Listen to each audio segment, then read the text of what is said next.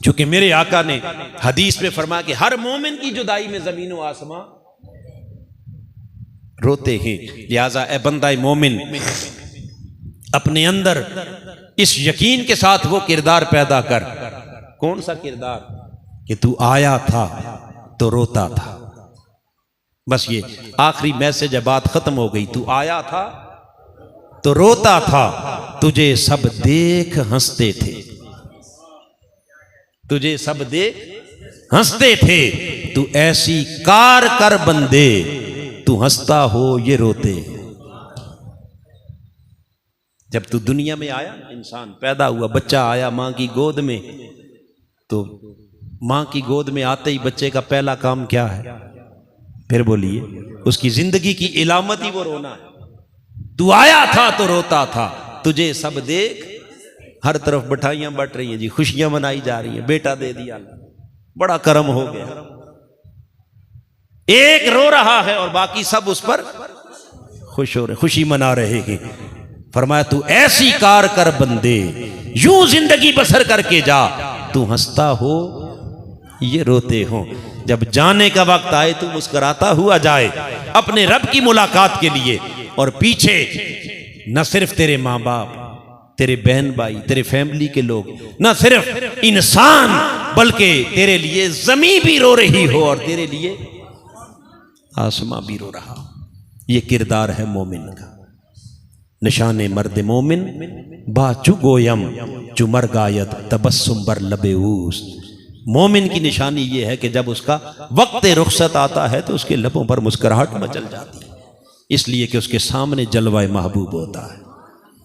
हाज़रीन मुहतरम, आइए कुरान मजीद की इस आयत करीमा में खालिक कायनात ने जिन जिन हकीकतों की तरफ हमें मुतवज्जे किया कि बंदे अपनी इब्तिदा देख, अपनी इंतहा देख, अपनी असल देख, अपनी हकीकत देख, अपने दुनिया में आने के मकसद को पहचान, अपने आप को पहचान, अपने खुदा को पहचान, और फिर देख के तेरे लिए वो खुदा क्या क्या उतारता है, और फिर देख के तेरी तरफ से क्या क्या उसके हुजूर पेश किया जाता है।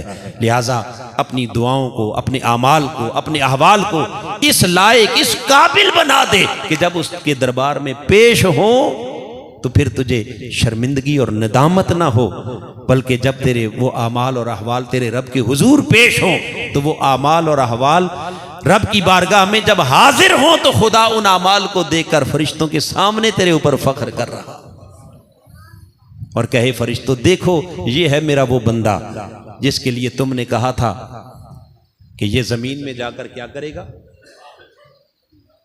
युफ्सिदु फीहा व यस्फिकु दिमा, ये फसाद करेगा, ये फितना अंगेजी। आज देखो इसके किरदार को, इसकी सीरत को देखो, इसके अमाल को देखो, इसके अहवाल को देखो।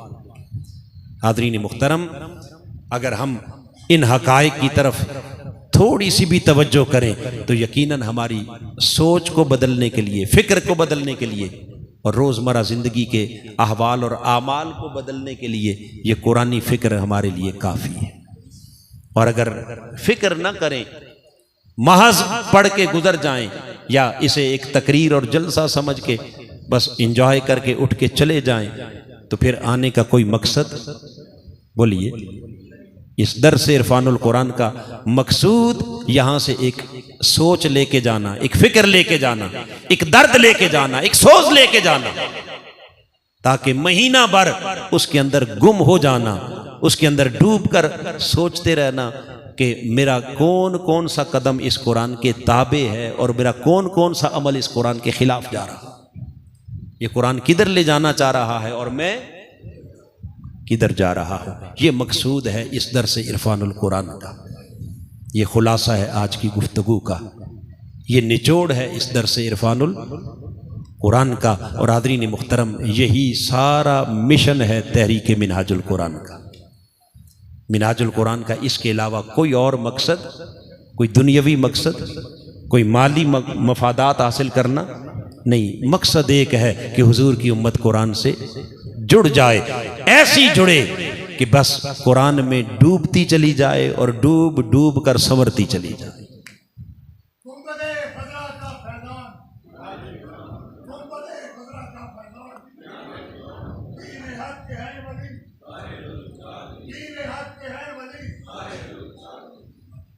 ये मकसूद है।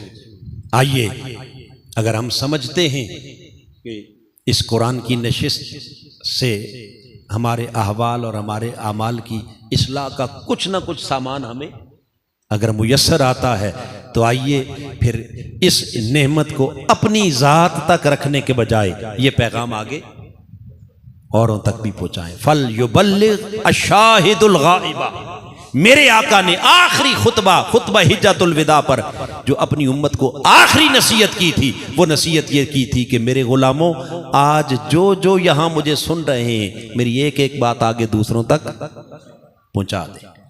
इस पैगाम को, कुरान के पैगाम को, कुरान की फिक्र को, कुरान की दावत को दूसरों तक पहुँचाने का मकसद ये है कि उन्हें दावत देकर इस कुरान की नशिस्त में अपने साथ ले आए, ताकि वो भी इस कुरान मजीद के फैज़ से मुस्तफ़ीज़ हो सके और वो भी इस कुरान मजीद की रोशनी में अपनी ज़िंदगियों के, अपने अहवाल की क्या कर सकें, इस्लाह कर सकें।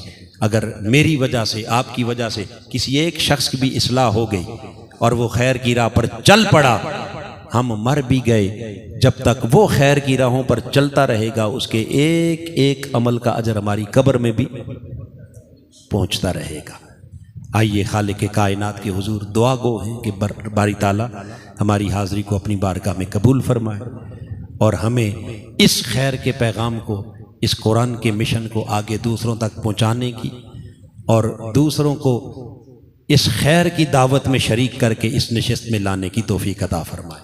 आमीन। वमा अलैना इल्लल बलाग।